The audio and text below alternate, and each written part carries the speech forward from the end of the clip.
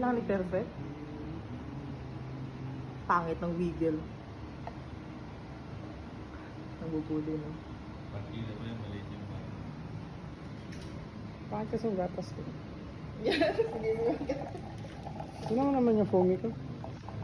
Saka rin tanggalin yung foam talaga, no? Yan ang natutunan ko din kahapon.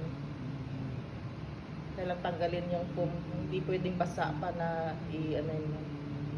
Kailangan as in, tulo talaga siya. Pwede naman pala dahan-dahan, no? Kasi napakabilis ko eh.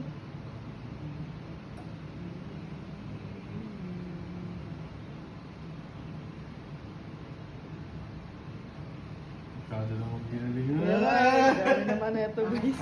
Dito ilagay, dito! Bakit? Bakit ang ulo? Parang ulo. Ay, tinapon! Ay! Pinabutahe! Pinabutay talaga. Seahorse ng 3 years Hey! versus seahorse ng 3 months. Kasi itong choco. Tingnan natin yung seahorse ng ilang months ka na? Almost mag-1 year. Eh, ano naman steam mo? Maganda talaga yun siya mag-steam. Perfect na. Uy!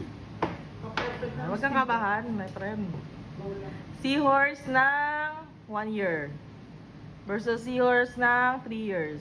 Parang ginagalingan nito ah.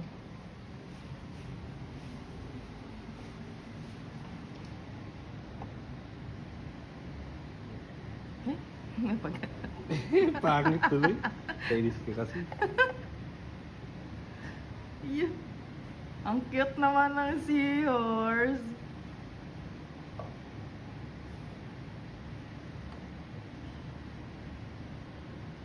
Apor pala yan.